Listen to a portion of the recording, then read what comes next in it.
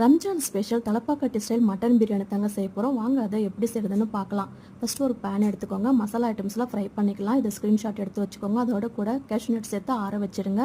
1/2 kilo mutton, இஞ்சி பூண்டு paste, உப்பு, தண்ணி சேர்த்து 4 விசில் வெட்டி எடுத்துக்கோங்க. மிக்ஸி சாரில் இஞ்சி பூண்டு, சின்ன வெங்காயம், பச்சை மிளகாய் சேர்த்து அரைச்சி வச்சுருங்க. இப்போ ஒரு பிரியாணி பத்தில் எண்ணெய், பிரியாணி ஸ்பைசஸ், வெங்காயம், அரைச்ச மசாலா சேர்த்து நல்லா வதக்கி விடுங்க. இப்போ புதினா, கொத்தமல்லி, சில்லி பவுடர், மஞ்சள் பொடி, தக்காளி சேர்த்து நல்லா வதக்கி விடுங்க. உப்பு சேர்த்துக்கோங்க. 2 ஸ்பூன் தயிர் சேர்த்துக்கோங்க.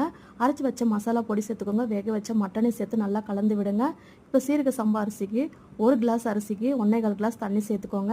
இப்போ ஊற வச்ச அரிசி சேர்த்து நல்லா கலரி விட்டு 1/2 லெமனும் பொழிஞ்சு விட்டுட்டு அப்படியே மூடி வச்சுருங்க.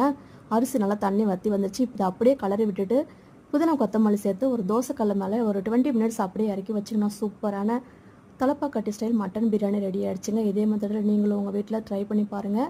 இந்த ரம்ஜானுக்கு இதே போல் நீங்களும் செஞ்சு அசத்துங்க. இன்னொரு வீடியோவில் பார்க்கலாம். Bye, thank you.